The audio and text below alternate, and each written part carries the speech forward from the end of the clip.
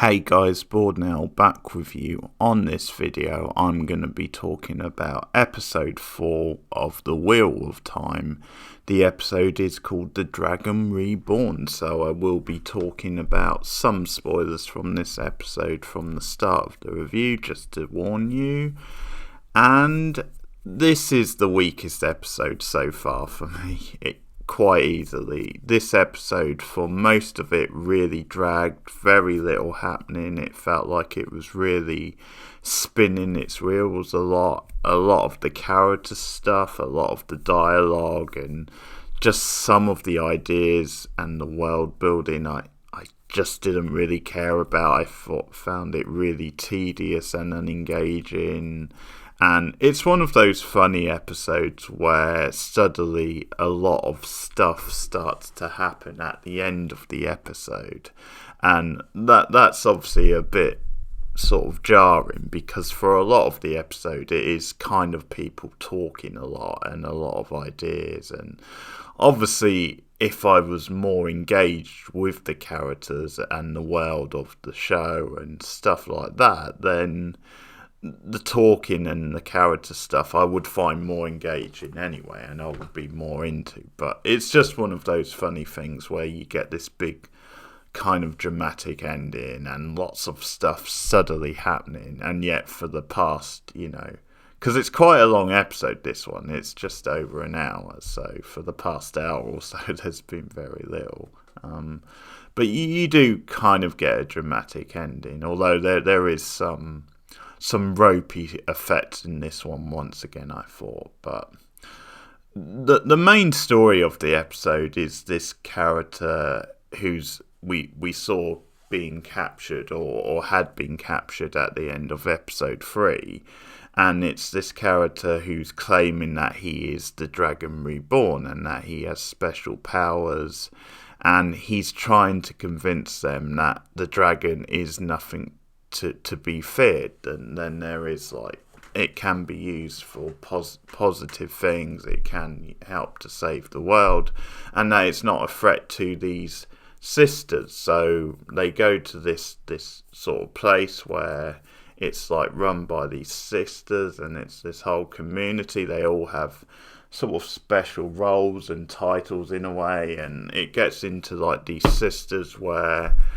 one of them's like a red one, one of them's like a blue one, and they're different sort of colours. And it's things like this that just really was very cheesy for me, and I didn't really get into. But that's kind of the setting where they now have this character, and they have him obviously under arrest. They've got him in like a cage type thing, and they come up with this thing where one of the sisters, who herself has been acting quite sort of heelish, like maybe she could be a bit untrustworthy, but she has the idea to put him on trial. They have this system where if someone's making these claims, they need to be tested, and they need to test their credibility. So there's this talk of putting him on trial. Now, throughout the episode, he's obviously being guarded, but the Moran character keeps going to him and talking to him and questioning him, and she's kind of testing him with certain things. And we see stuff where his power is in danger of getting out of control and putting them at threat. And it does this thing again at the start of the episode where we see I don't know if it's meant to be in the future or a flashback where we see his powers sort of get out of control, but he's using his power for underhanded sort of methods, let's say. And it's an insight into then he probably can't be trusted, or at least he's someone who has too much power and loses control of it. It gets the best of him. But so there's meant to be a lot of drama with him, and it sort of builds to this big battle at the end where this whole army comes and they've been gathered by him, and you get this big like battle involving them and the community. And part of my problem with the episode is that you do have a lot of time spent and wasted for me with these characters, where they're like telling stories around the campfire and they're sort of like bonding, or there's banter, and at one point it's sort of say, well, we've got many miles till we get to the White Tower, and then it's like, well, yeah, because you're not even moving, you're spending a lot of time like waffling and all this type of thing. But the ending, although it was quite well done in places, again, I wasn't so keen on the effects. I think, because there's, at one point they lose one of the sisters, like she gets killed in the whole furore, and that sort of motivates the red one to try and kill him herself, because, like, revenge, he killed my sister, and Maureen tries to step in and stop this, and it's this whole sort of like big dramatic climax where it appears as though most of them have been wiped out at one point.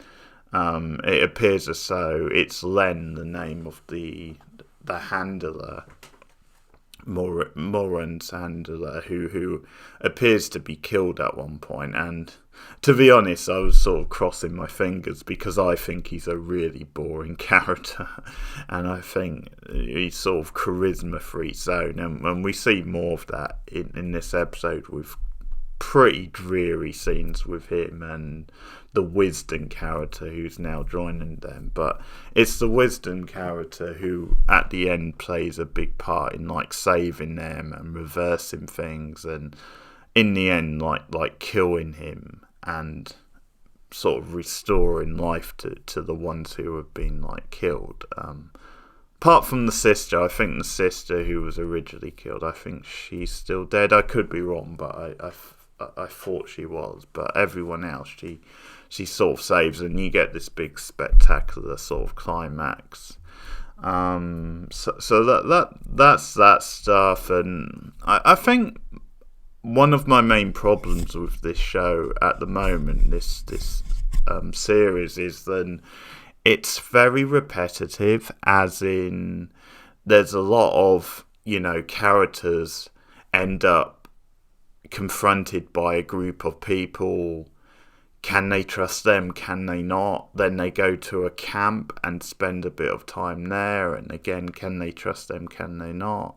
And it just seems like, considering we're only 4 episodes in, they've already like repeated that pattern like about 3 or 4 times, which is way overkill considering you're only 4 episodes in. Now, again, possibly in the book there might be a slower build up to that and a bit more, but it has been very repetitive. I think that is a problem, and it just keeps repeating these things, and it repeats how you have these mysterious characters, and then you have characters who seem to have a bond. There's like in this Egwene, there's like starts striking up some sort of a bond with this character who's like, because they've been her and is it Perrin she's with? I think it's Perrin that they've been taken in by this sort of this community of like hippies who sort of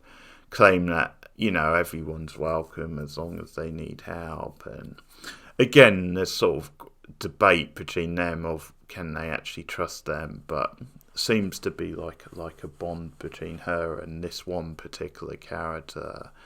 And just a lot of scenes like that really drag the drama down, because to me a lot of the characters are just kind of blank slates, not a lot of personality. There's a lot of waffle again, a lot of really ropey type dialogue. I mean, at one point, and I think it's those 2 characters, but there's this talk about something to do with the leaf doesn't fight the wind. Sometimes the leaf blows past the wind, or something like fancy metaphor talk that are just so cheesy and on the nose. And they also do a similar thing in the other plot with Matt and with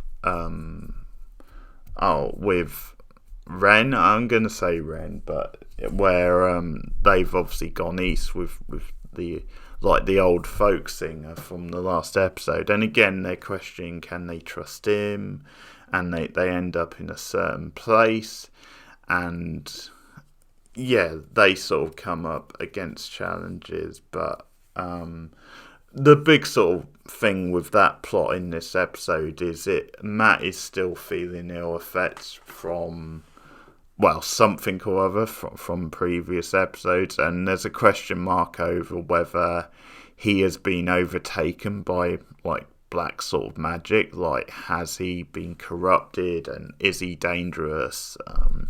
And some of these things are just a little on the nose, because the singer guy is just talking to Ren at some point, and he just says, well, if Matt has been overtaken by the black power, the demons, then he can't really be around women and children. He can't be trusted around children. And it's just this thing, because there's a scene where he's bonding with this young sort of girl, and I think it's a bit obvious that it's going to turn out to be a false sort of thing, but there's a scene later on where it looks like Matt might have wiped out this whole group of people, and I can't remember if I think the kid survives, but then it's revealed that then it's actually one of the demons, and you get another sort of big fight in a way, but. Yeah, I know a lot of people have seen this as a big episode in the season and where it reaches its potential. For me, it wasn't. For me, this was the worst episode so far. I thought it was really tedious, and even the finale I thought was a bit overblown and a little bit silly. So there you have it. That's my thoughts on episode 4 of The Wheel of Time. Let me know your thoughts in the comments below. Like and subscribe as always. Share me out on social media. And if you want to throw a little bit of financial support the way of this channel, then you can go to my Patreon page, which is patreon.com/borednow, and you can pay just $1 a month, as little as $1 a month, if you want to get commentaries and TV pilot reviews, various other things. So check out the Patreon page, which I'll put in the description of the video. Thanks for listening, and goodbye.